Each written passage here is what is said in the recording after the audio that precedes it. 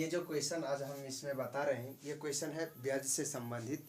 मतलब कोई भी ब्याज पे जो रुपया लगाता है तो उसको ब्याज कैसे निकाला जाता है। यहाँ पर एक क्वेश्चन है कि गोपाल नाम का एक साहूकार ने प्रीतम नाम के किसान को 50,000 रुपया ब्याज पर दिनांक 5/12/2023 को दिया। ब्याज की दर 5% है। तो प्रीतम ने दिनांक 15/3/2025 को ब्याज सहित सभी रुपया लौटा देता है। तो बताइए ब्याज की राशि क्या है। कहने का अर्थ है जो व्यक्ति जो है ब्याज पे रुपया लिया है उसने सारा रुपया जिससे लिया उसको लौटाया है। ताकि इसमें तो बताया नहीं कि कितना रुपया लौटाया है, तो आपको बताना है कि कितना रुपया रिटर्न करेगा। तो इसको बनाने के लिए कुछ फॉर्मूला को ध्यान में रखना पड़ता है। तो सबसे पहले जो रुपया ब्याज पर लेता है ना उसको बोलते हैं हम मूलधन, जिसको 50,000 रुपया लिया गया। दर मतलब जो रेट होता है 5% सैकड़ा, प्रतिशत अर्थ हुआ कि 105 रुपया। ठीक है, यहाँ तो 50,000 लिया है।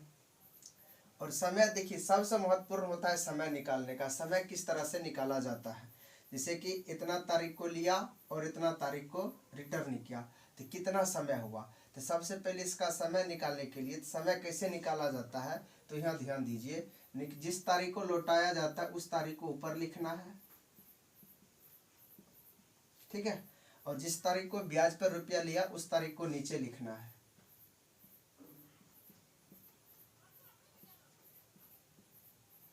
आप इसमें घटाव की क्रिया करते हैं। समझने वाली बात यह है कि घटाते हैं किस तरह से ये दोनों अंक तो घट जाएगा। अभी 15 में से 5 घटाएंगे तो आएगा 10।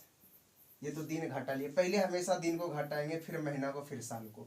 अब देखिए यहाँ पर 3 में से 12 तो घटेगा नहीं, हमको घटाना है यहीं पे।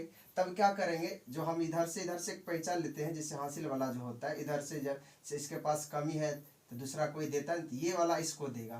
देता है वर्ष वाला, जब वर्ष वाला महीना को देगा तो याद रखना है कि एक वर्ष में 12 महीना होता, तो इसका मतलब इधर से निकलेगा 1, लेकिन यहाँ आके बन जाएगा 12। इधर से लिया 12 और 3 पहले से 15, तब 15 में से जो है 12 को घटाएंगे तो क्या बचेगा 3। इधर से 1 दे दिया था, यहाँ बचा 24, 24 में से 23 को घटा देंगे तो कितना बचेगा 1। इस आधार पर हम समय निकाल सकते हैं। यहाँ समय निकालने पर यहाँ पर मिला है 10 दिन 3 महीना 1 साल हुआ है। अब क्या करते हैं, हम इस दोनों को महीना में कनेक्ट करते, दिन का दिन लिख दिए। 1 साल में होता है 12 महीना और 3 महीना इधर से, तो 12 3 15, यानी कि 10 दिन 15 महीना इसने रुपया को रखा। ताकि इतना दिन का ब्याज कैसे निकालते हैं, इसके लिए ब्याज का फॉर्मूला होता है कि SI बराबर P गुना R गुना T बट्टा 100। 100 से तीनों को गुना करने पर 100 से भाग देंगे। ठीक है, तो देखिए P क्या होता है, जितना रुपया लिया तो 50,000 रुपया लिया। उसके बाद R कितने रुपये से रेट से, तो 5% से समय। अब यहाँ देखिए समय हम सबसे पहले 15 महीना के कितना निकाल लेते हैं, ठीक है, फिर 10 दिन का निकालेंगे। पहले 15 महीना के निकाल लेते हैं। 15 महीना के निकालने के लिए 15 से गुना कर देंगे बट्टा में 100।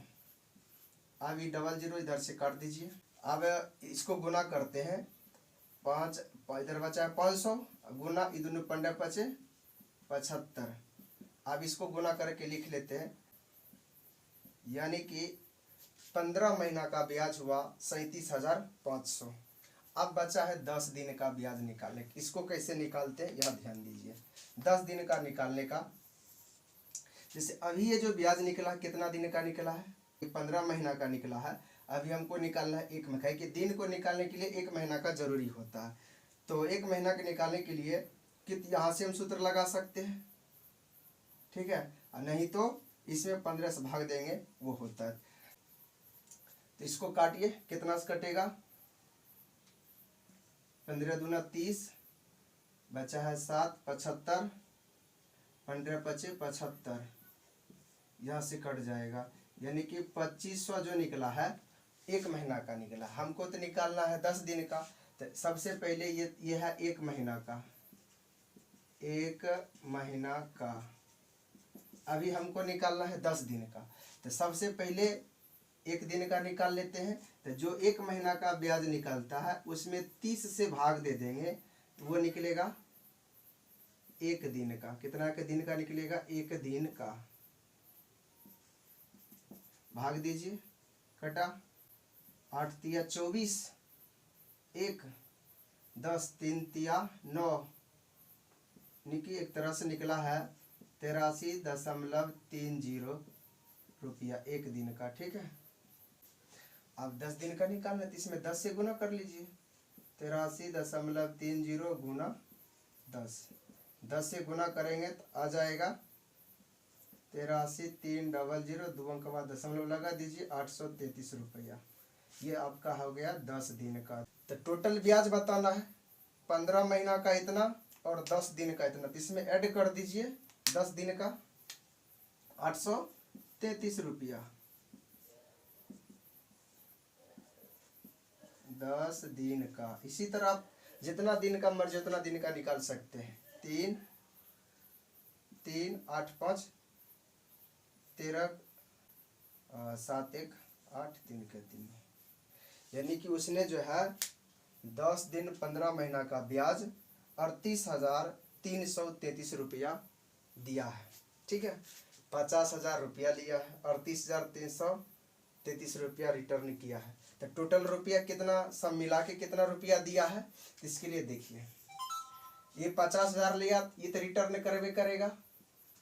ठीक है, ऊपर से 10 दिन 15 महीना का ब्याज कितना निकला, 38,333, 38,333, 3 3 3 8 5 3 8, टोटल रुपये 88,333।